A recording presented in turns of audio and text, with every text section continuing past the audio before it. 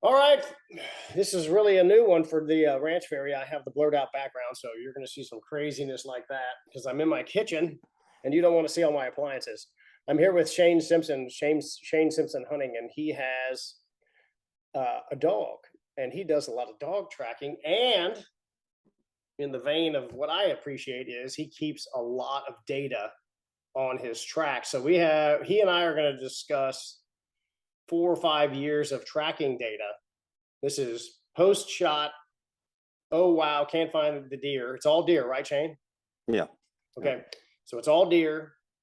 It's all arrow platforms and all that stuff. We're not going to get into that part of it. And then what happens after that?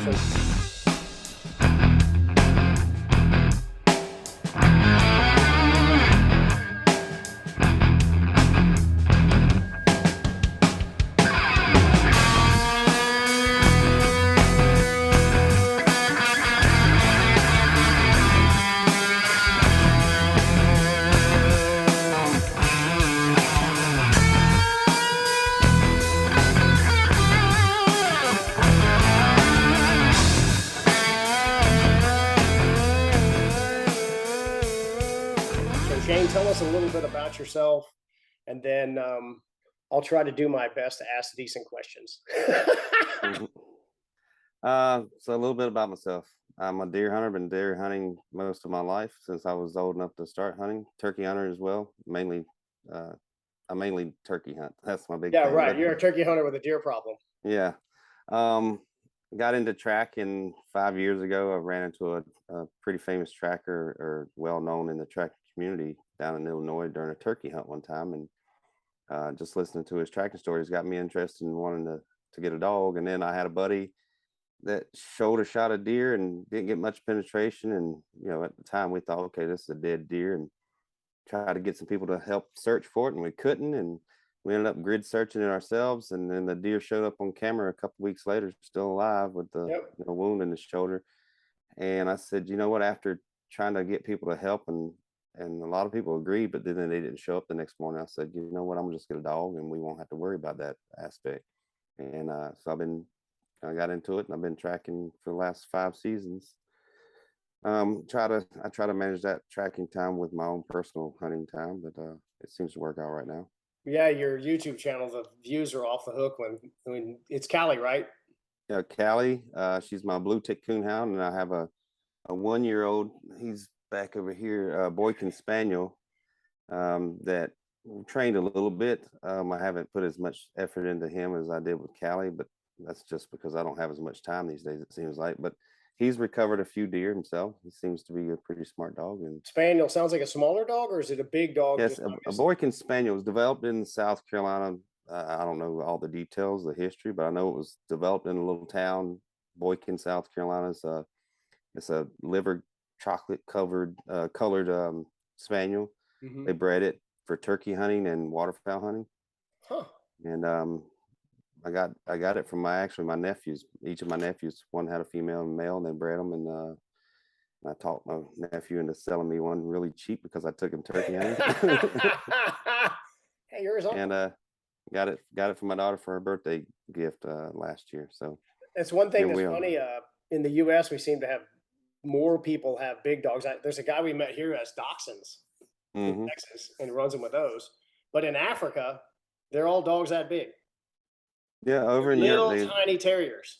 over in Europe, wire hair Dachshunds are a more popular breed, and a lot of trackers over here. Actually, I know in Wisconsin and maybe New York State. I don't know what all states, but it seems to be a popular breed among trackers in the northern part of the country. Huh. Down south they run them off lead, so they'll get a bigger dog that'll bay them up, chase the deer down.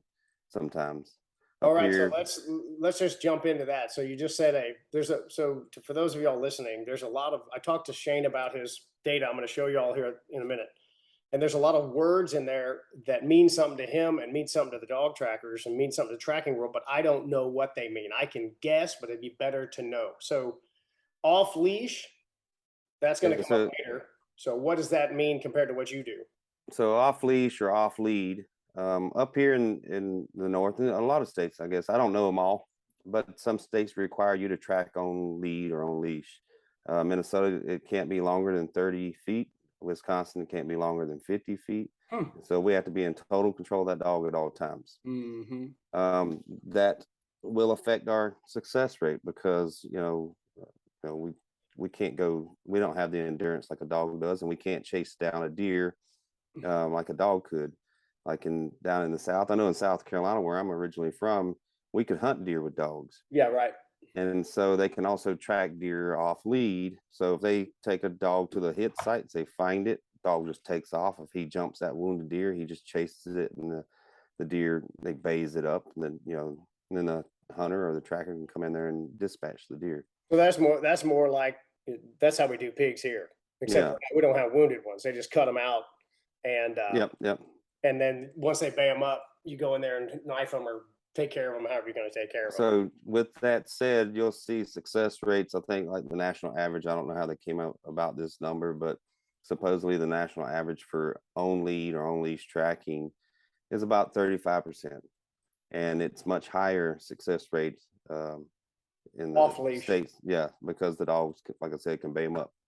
They can bay them up, and you can go dispatch the animal. Okay. Yeah. So But that's a state law we can't beat. It is what it is, right? Yeah, you could try to overturn it. That was our fight when we were getting it legalized here in Minnesota. Was there were so many hunters that didn't want tracking with dogs legal because they were afraid we were going to use it to hunt deer. And so by putting that clause in there that it had to be on lead, then that kind of calmed their worries. Even though yeah, I don't think it would happen. It probably would to a few people. There's always going to be a few people to break the law, right. but There's people doing it now. Don't tell Yeah. anybody, right? That's kind of that kind of thing. Yeah, I don't have any problem with it myself. Either or is fine with me, but Yeah. it is what it is. All right, I'm going to share my screen and I'm going to show, so to the audience, I'm gonna show the full data set. So at the top is the section we're going to focus on in this call, which is the data, the tracking, and then what I think is the greatest detail. If you hit a deer and if it's lost or it's a long track or something, even if you don't have a dog, some of the data here is phenomenal. And then I'm going to try to mine some stuff out of Shane if you don't have a dog. And then secondarily, the bottom half is the compound, crossbow, broadhead type, all that stuff. I don't want to go there right now because the data is pretty okay, and it kind of all leads to a pass through is your best option. We'll discuss that, but I don't want for this talk to get lost with the broadhead discussion in the fact of what you would do if a deer was hit and what you should do. And he's got a lot of experience, and you don't have a dog. How far do you think they go? They should go. What should you do? And then, because this data is pretty cool, and he's got distances for averages. It's really great. Hang on, let me share my screen. And all right, so this is the data set right here. If it would move, okay. You need to clean up your desktop. No, it's just perfect for me. Just so everybody knows, this is the pig I hate. He won't let me shoot him. I'm currently trying to get him. All right, here's the data set right here. This is all the data. So we see the high level statistics. We're going to focus in this section today. I've got this cut out on another thing. I'm going to flip it up on the screen so I can enlarge it. Here's the compounds, crossbows, and all the broadhead detail. And Shane and I may do another call on this, but he's about to start deer hunting, and I'm not going to bother him. We may do that next spring or something when he's bored. So here is the file. All right. In the section I wanted to talk about, which is the high level recovery stuff. So before we get to talking about recovery rate, track quality, et cetera, there's a few things in here, and Shane and I were talking before the call, of definitions I don't understand. So I'm going to jump to clean right here. It says track quality. 21% of the tracks were clean, previously tracked, and grid searched. Can you tell us what those three terms mean? Because it's sure going to help everybody figure this out. Yeah, so with a clean track, that basically means the hunter didn't track the deer at all, or at the very most, I guess, went over and inspected their arrow and then backed out. Why is that significant? Because it really helps the dog to track this deer, because a dog is tracking the deer. Each deer smells different, individuals' odor. So if there's, I've tracked deer that were at a bait pile, and you have 10 deer that afternoon, you got to figure out which one is the right one. Yep. And you get your dog located on it or locked on it. So supposedly the deer also, when they're injured, release other odors, injury odors. That's the way a coyote cuts a track in the woods and finds your deer, because they detected the smell of an injured animal. Huh. And so the trained dog is able to not only follow the scent of the interdigital gland, which is between the hooves. Each deer has its interdigital gland, yeah, and they each smell different. And they can also track the odor of the injured deer. And if you go in there and start tracking your deer, your boots are picking up, or not only disturbing the scent odor, but you're also picking up scent molecules of the injured deer and the blood and the interdigital gland scent. And then you lose blood and you start wandering around. So now you've created fake trails that still smell exactly like the wounded deer, but the dog doesn't know this. And so now the dog's going to get confused on which way to go, especially if you grid search. So a clean track is picture a field covered in 6 inches of snow, pristine snow. Okay. And you walk across that field. It's easy for us to see where you walked. Right. Now, drop off a school bus load of kids out there in that field and let them play afternoon. And then try to track me where I walked across that field. Yeah. That's basically the what it's doing to a dog as far as scent. Now they have a yard full of deer that went through there. So a clean track means it's one set of footprints going through the snow. It's really easy for them to track. And that's why we have better odds of recovery with that.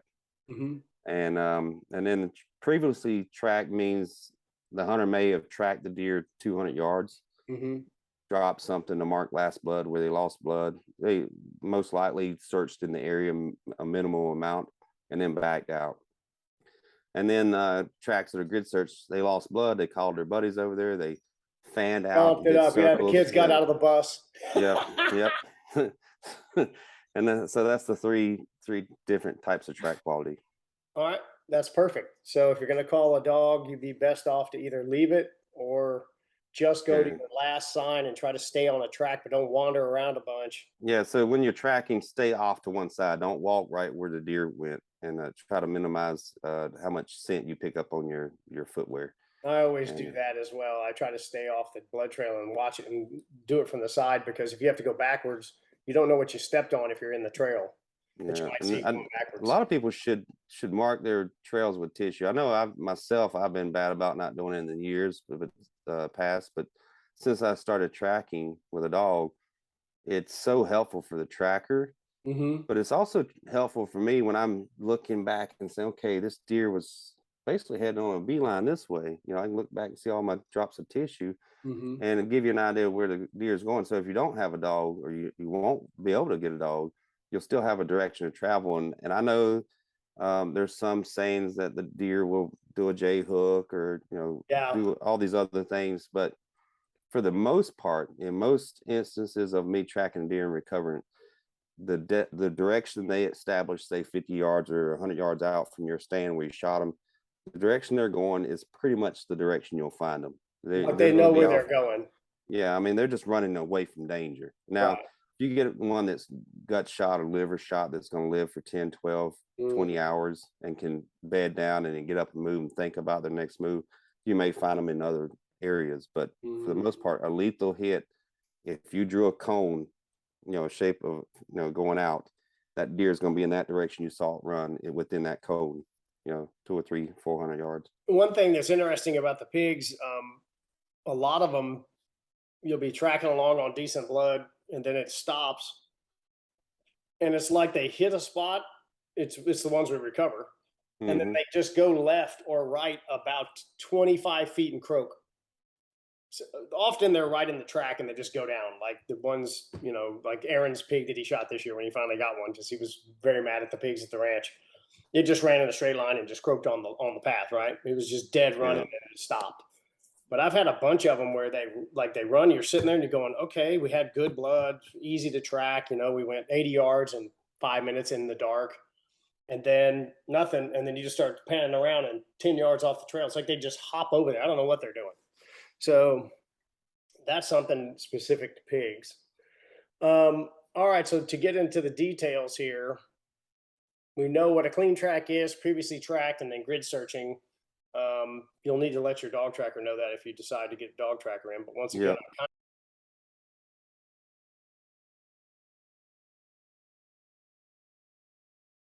Grid searching should be your last resort, not yeah, not getting a dog.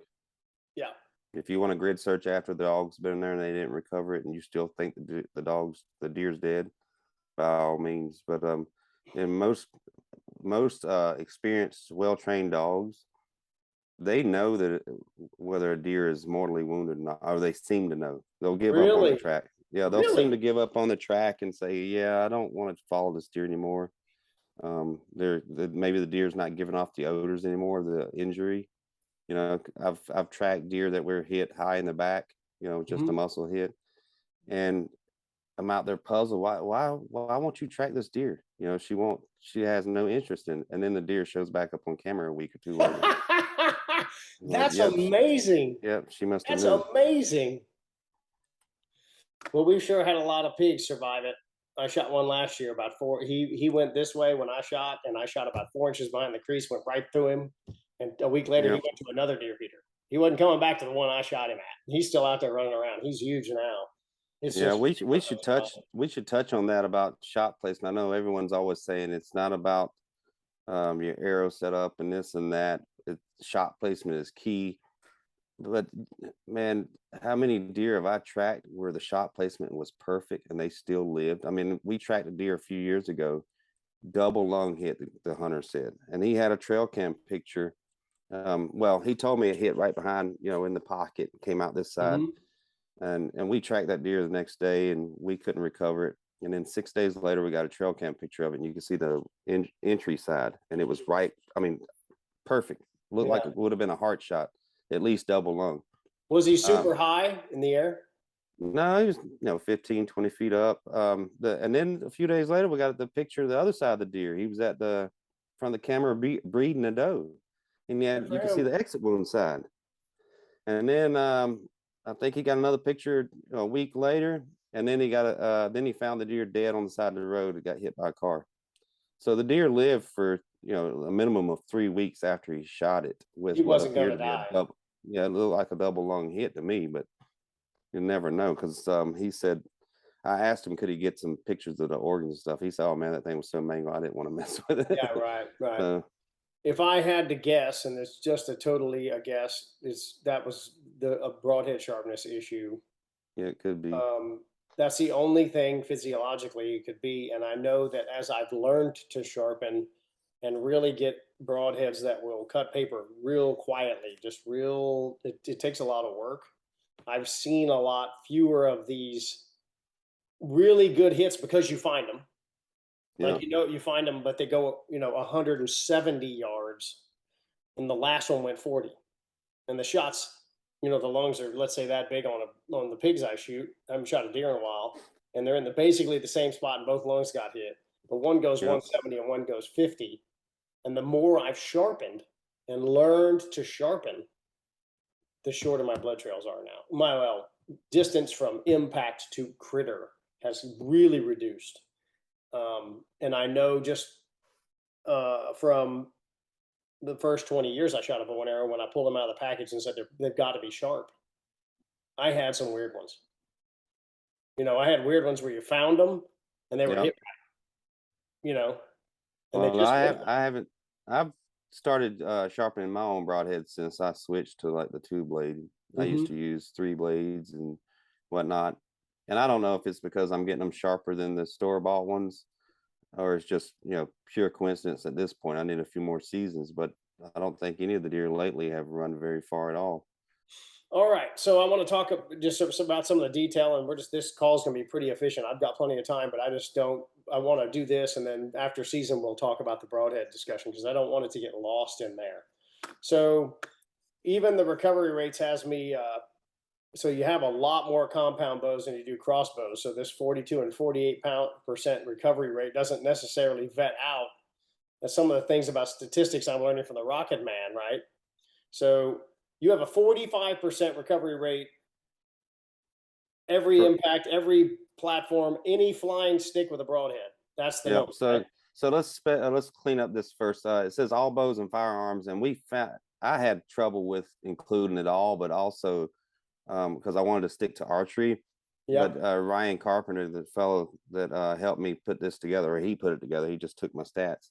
Hmm. Some of the information was important from the firearms, like how far they went, and just different stats aside from broadhead and pass throughs and whatnot. So some of this includes firearms, and then the others it'll specify like pass throughs is bow and crossbows only. Okay. But anyway, yeah, so 45% recovery for all platforms, which is higher than that national average of a leashed tracking dog of 35%. So we're happy with that.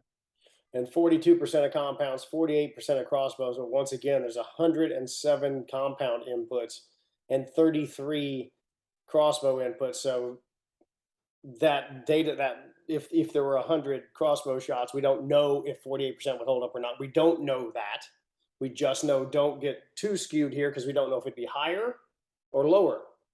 But you just can't Yeah. say, okay, well, it's always 50% with a crossbow because it's a little bit of a stretch because of the data.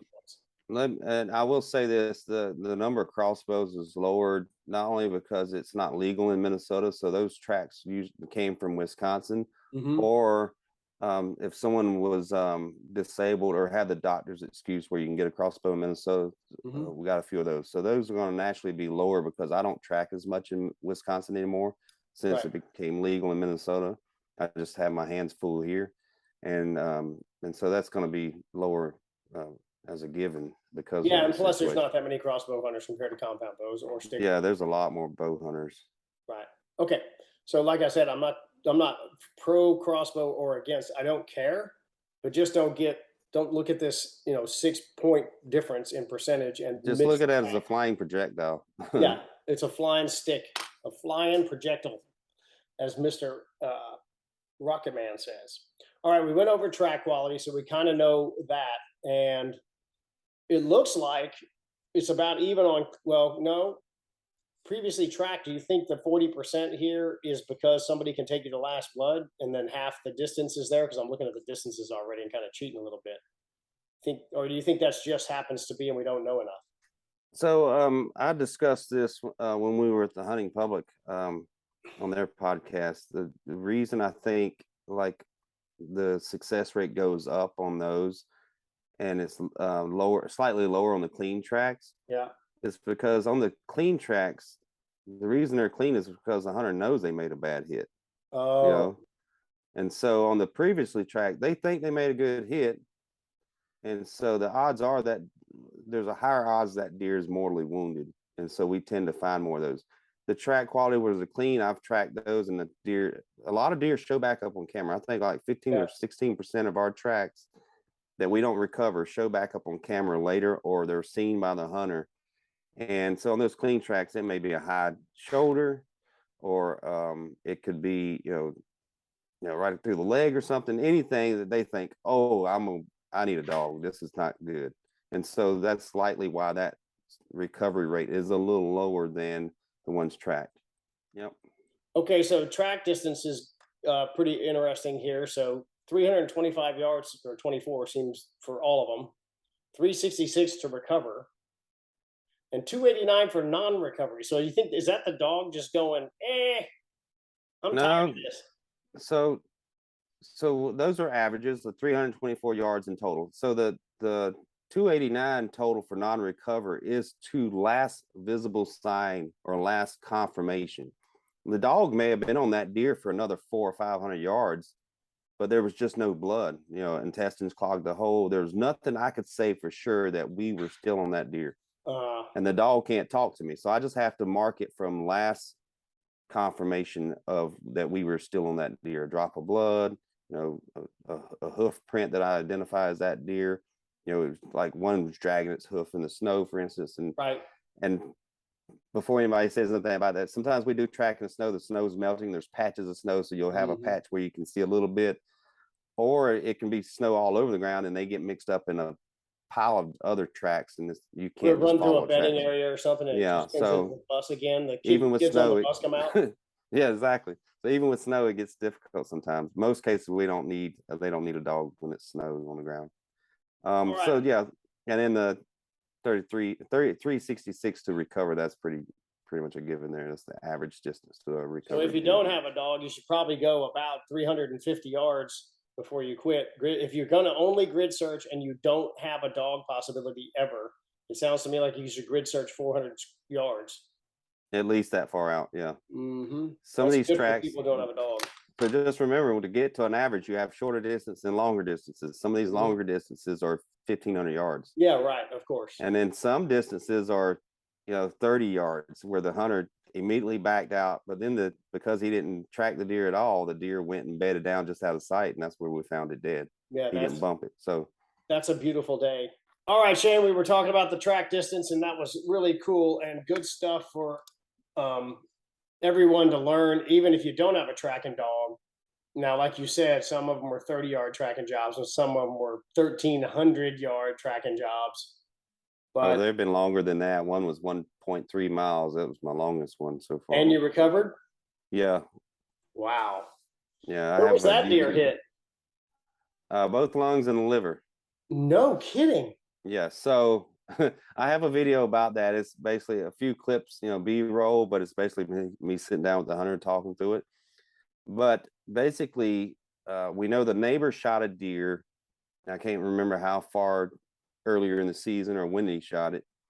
And we suspected it was the same deer, and he didn't get a pass, so he didn't get much penetration. When we recovered his deer, one lung looked like it had been injured before and was all calloused up and everything. And the arrow hit that one's pretty much center punched it, but it was a useless lung anyway, so it didn't affect it. It went through the liver and clipped the back of the right lung. And so it didn't do enough damage to the right lung, which was functioning, to dispatch him. So it was the liver that ultimately killed him. And I've seen liver shots kill within 15 minutes and then sometimes, 20 hours later still alive. So that's why he was, and he got pushed by coyotes also. So we had trail cam pictures of the coyotes near the wound bed. So that kind of pushed him even farther. So that's why he was able to go that far. But he had just expired. I'm guessing an hour or two before we found him because he was still limber and warm inside. No kidding. And we found him 22 hours after he shot him. Good Lord. Well, at least you got him. Yeah, it was a Because nice he wasn't buck. going to make it. You know that because you found him. Yep. All right. So great discussion here is, or I think the biggest takeaway here, and you and I have talked about this, is the pass through thing. No matter the platform, I'm going to back up again. Please sharpen your broadheads. It really does help from a physiologic standpoint. There isn't a thoracic surgeon on earth that wouldn't tell you that. Either making incisions that are easy to sew back together or trauma the other direction. Blunt trauma isn't nearly as good as a very sharp broadhead. So that aside, you have some pretty great data here on your capability to find animals with pass-throughs. And we can see the numbers over here. Most importantly here is 77% of recovered deer of 45% of all tracks. 77% of those were a pass-through. And again, this is all arrow platforms. Yeah, so there was 68 deer recovered out of the 151 tracks, and then if you subtract the firearms, we had 61 archery recoveries, and 47 of those were pass-throughs. And those are all over the deer, or we're going to get over here to the organs and stuff, but yeah, they're all over. I mean, but it's basically the thoracic cavity or the abdominal cavity, that part of it. If we get pass-throughs to the top of the back or through a leg, we don't recover those most likely. Yeah, right. Not unless it hits some type of artery or something. Do you think many of those were hitting legs or high, or the ones that aren't recovered? So we still have, it's anybody's guess. I have to take the hunter's word for where they said they hit it. Yep. Unless if we don't recover it now, when we get pictures of trail cam pictures of the deer later, they send me the pictures. I can confirm where the deer was hit. We have as trackers, we have pictures of deer with a grid on it, and then we say, okay, where did you think you hit the deer? And they tell us, and then when we find the deer or see trail cam pictures of it, I can look at it and see how accurate the hunter is, and we'll get into that, why that's important later with nocks. Mm-hmm. But I've tracked deer for guys that said they hit in this spot, and then in the guts, for instance, and we tracked the deer and couldn't recover it, which I found very discouraging, because we usually recover gut shot deer, and this was for a youth hunter. Mm-hmm. And when I finally got to look at the full video, his dad had cell phone footage. Mm-hmm. He had sent me just a still frame of the hit, what looked like guts. But when I got to watch the full length video on my computer and could watch it frame by frame, the arrow went right across the back of the deer. And so it was a non-lethal hit. So that made me feel better. But just think about how many guys that tell you, okay, I hit it in the guts, come track this deer. We don't recover it. We never get a trail cam picture of it. They may be wrong where they thought they hit it. So we can only confirm the ones we recovered where the hit was. Mm-hmm. The other ones, we just have to trust that it's going to be off a little bit, but it shouldn't be too bad. I would imagine most of them were fairly accurate. Okay. Do you and I got into this discussion before we get to the actual location of where the arrows hit, and then I want you to give us some of your advice if you don't have a dog, what you think you do when you hit one kind of wonky. But lighted nocks, I think they're super popular. Most people shoot them, blah blah blah. I like them because I can see better, and of course on video it's a double thing when you're running video, because you get to actually see the video, like you're still in the tree. You can back it up and you get to see a lighted knock hit the animal before you publish any of the stuff. It's super valuable. Mm-hmm. But I think you're in agreement with that on your experience with people. Yeah, so I started keeping data on in the last year or so of tracks I took, and I would ask the hunter, did you have a lighted knock, a working lighted knock on your arrow?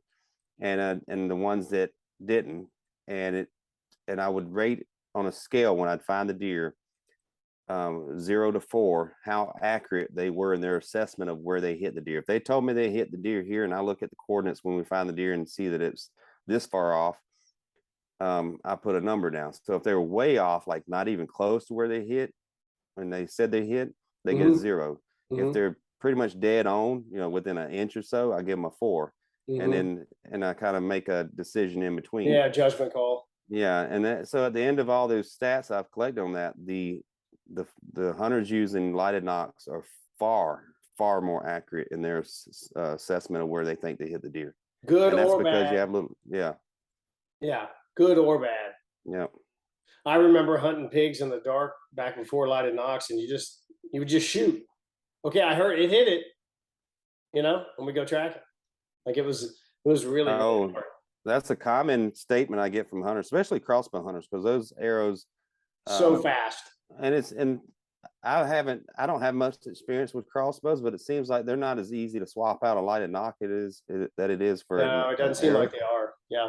And so those things are super fast. They don't have lighted nocks a lot of times. And when you ask a crossbow hunter, or any hunter for that matter, a bow hunter without lighted nocks, like, where did you hit the deer? Well, I think I hit him good. Well, you wouldn't be calling me if you didn't think so. I don't want you to tell me where you think, how you think you hit him. Tell me where you hit him. Yeah, right. I don't know. I think I hit him good. I was aiming right behind the shoulder, Yeah. So that's usually the response to that. But when the guys use lighted nocks, it's like, yeah, I hit him right, a little bit low, right behind the leg. They give them specifics, not just, I think I hit him good. Right. So on the probability of recovery, this isn't going to probably surprise anybody, other than the pass-throughs and the non-pass-throughs are so widely apart. So total tracks, which means all the shots on the planet, you can clearly see that there's 59% recovery rate versus 27% for a non-pass. Yeah, and this is based solely on my tracks. Yeah. And so this is there may be some variables, some variation if you included like trackers from all over the country. Yeah, sure. But just for me personally, the probability of recovery means it's based on what we actually recovered. So 59% of the tracks with pass-throughs and 27 with non-pass-throughs. Right. And I think that includes, I'm not sure if he excluded firearms or not, but we only had a few firearm tracks. Okay. And then with the thoracic cavity, heart, lungs area, that could be, a double lung, or it could have cut the heart. I've tracked one 1,500 yards we recovered, and that actually lacerated the heart. It just didn't get cut quite deep enough to get into the Wow. chambers. Wow. So on those where we had a pass through, we had a 93% recovery, and on non-pass throughs, 75%. That doesn't surprise me. If you put it in the vital V, even a non-pass through, that's where the cardiothoracic region So is. let me correct myself. I think I said non-recoveries earlier on the total tracks. It's 59% recovery for the pass throughs, 27% recovery for non-pass throughs. Right. Right. Okay. If I misworded, I don't remember. And then the guts is interesting. It's if you leave it in the guts, it seems to work better. Yeah, and that there kind of puzzles me because we did a stat on the fly with Zach from the Hunting Public, and we were talking about do we think deer does the arrow cut the deer more when it's sitting inside him moving around? And my thought is it doesn't, because the arrow really doesn't move around and cut much. It's just sitting inside him. What I suspected was the deer run farther when they got something stuck in them. And so I had Ryan pull up the stats while we were sitting there having the podcast, and that was indeed the case. The deer with an arrow still in them went far, much farther than the ones with a clean pass through. Yeah. And I'm sure you've seen that when you shoot a deer or a pig, and then they run out there 40 yards and they look around like, what happened? And then they go about their business. Whereas deer that, that sudden whack and the impact and the arrow still stuck in them, they just haul to get out of there. Right. It doesn't help the blood trails either, from my experience. I've shot 9 black buck antelope, and black buck antelope, when they run, they are fast, like nothing they just turn into they're just a stretched line when they're going across the pasture. Yeah. And I shot one that was absolutely torched at 7 yards, right in the crease from a tree, and exited right here in the armpit and cut the top of the heart off.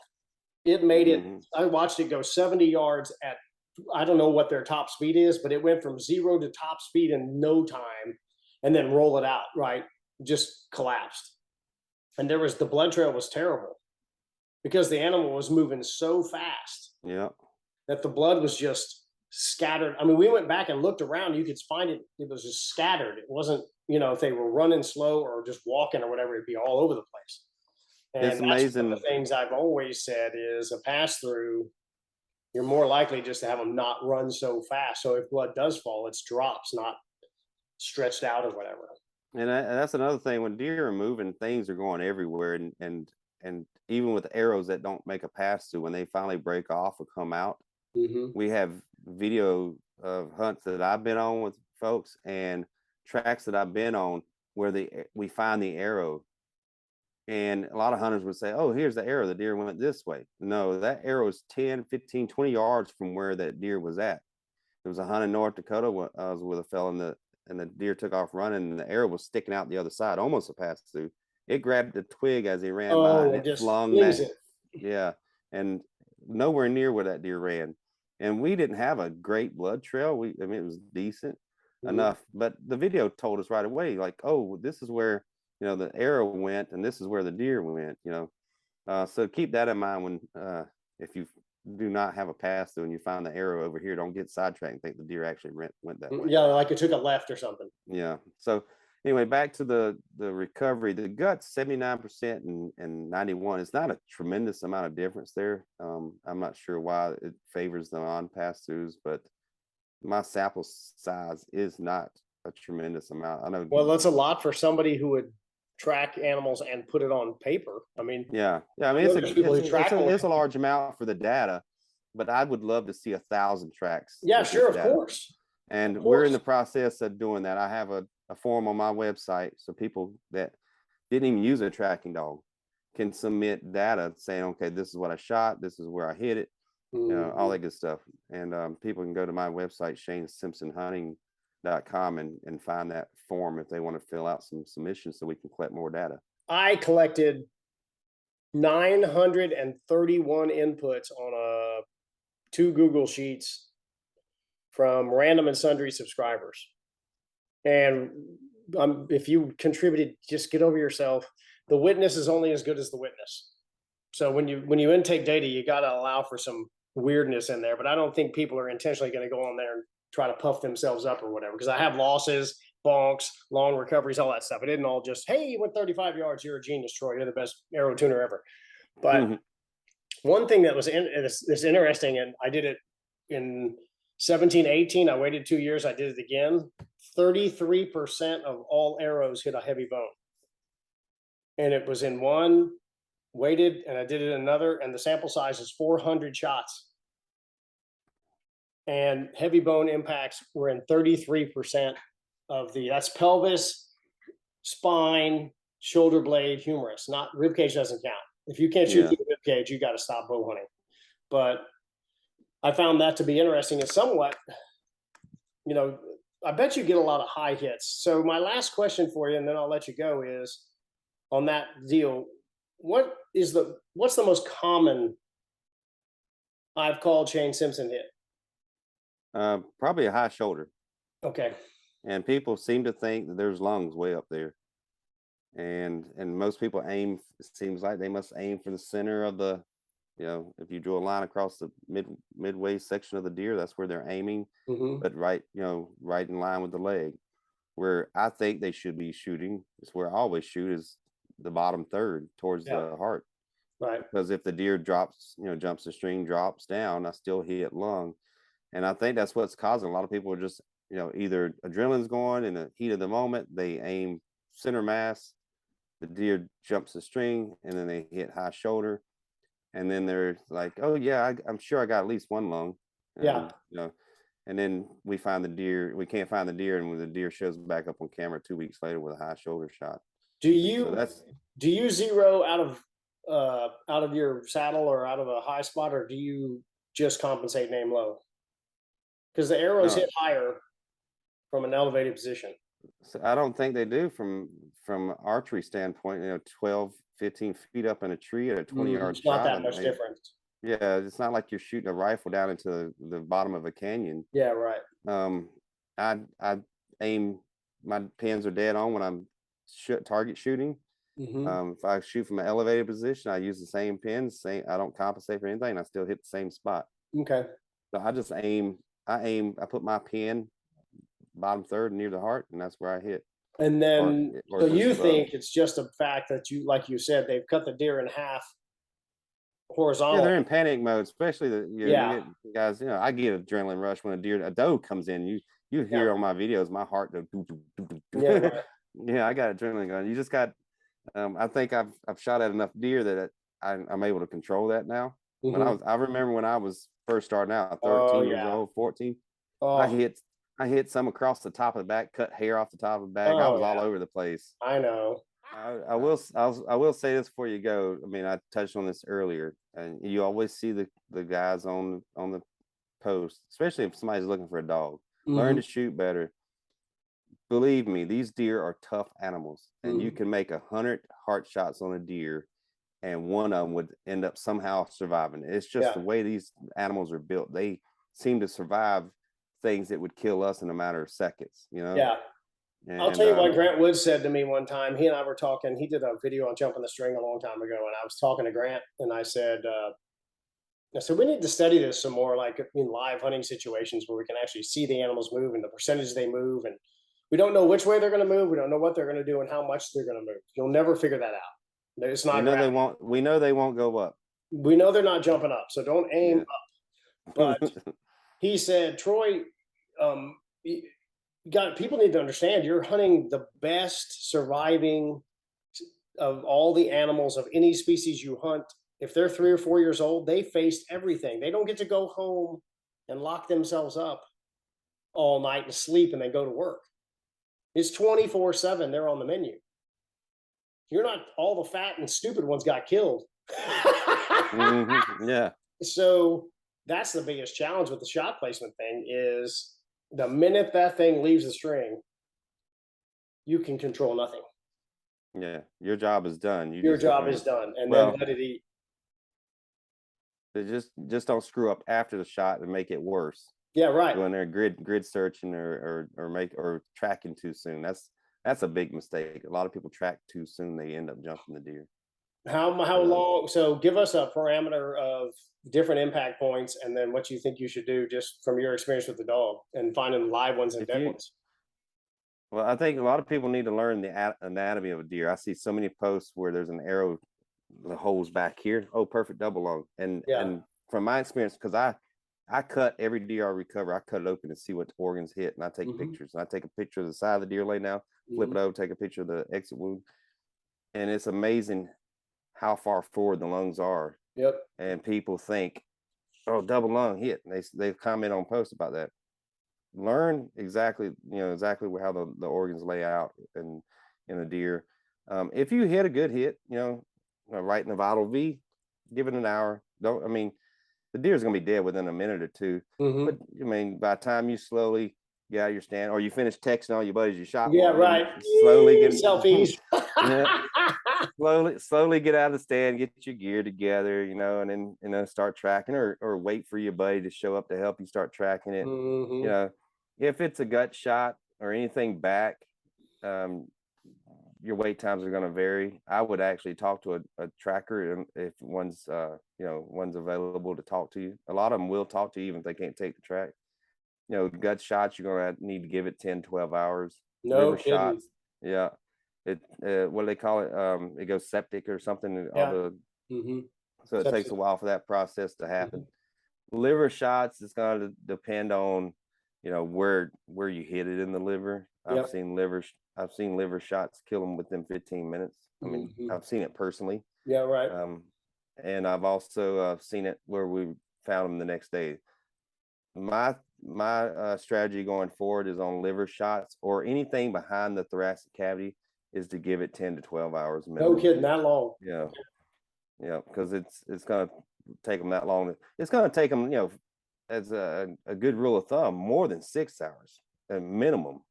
And so, then you have if you're worried about spoilage, if it's warm, your clock really doesn't start until about that time. If they happen They to die gotta die sooner than, first, right? Yeah. yeah. I mean, if you go in there tracking too soon, an hour after you hit them, and you bump them, and every time you bump them, the odds of recovery go much lower. The guys that shoot and hit back in the guts, liver area, and back out, and either come back and track later in the day. They shot that Hmm. morning, track that evening, Hmm. or shot it that evening, track that morning. They usually find that deer in the first bed 200 yards away. Yeah, what I Didn't go tell a far. lot of what I tell a lot of people, because they do track too soon, is their excuses are I have to work in the morning. It's going to Yeah, snow right. overnight. It's going to rain overnight. There's coyotes in the area. Those things are beyond your control. Yeah. You got to give the deer time to die. If you Hmm. have to work tomorrow, you should have been prepared for that when you went hunting this evening, Yeah. and know that you might have to call in. If it's going to snow or rain, don't worry. A dog can still track the deer in the rain or snow. I mean, I've had Huh. people that, yeah, they we can talk about that later, but rain actually is a good thing, as long as it's not 3 inches in two Right. hours. Um, but light rain actually has helped us recover deer before because it invigorates the scent trail. I used to have that discussion. My uncle Ronnie, when I was young, 10, 12 years old, we go quail hunting. He had the dogs and the truck and the boxes on the back and all the cool guy stuff. And they would always, the first thing they would do in the morning, we get out there, dark 30, and he'd touch the grass and see how much dew was on the ground. And he was like, okay, we've got about 4 hours. And then Yeah, the dew's going to get up and the dogs won't be able to track anymore.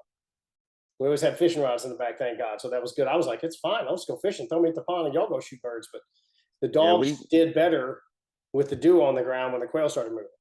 yeah, we struggle tracking when it's very dry and sandy conditions, like in a mowed grass field Hmm. or something. Went across somebody's yard and it's a desert out there. Basically, there's nothing for scent to attach to.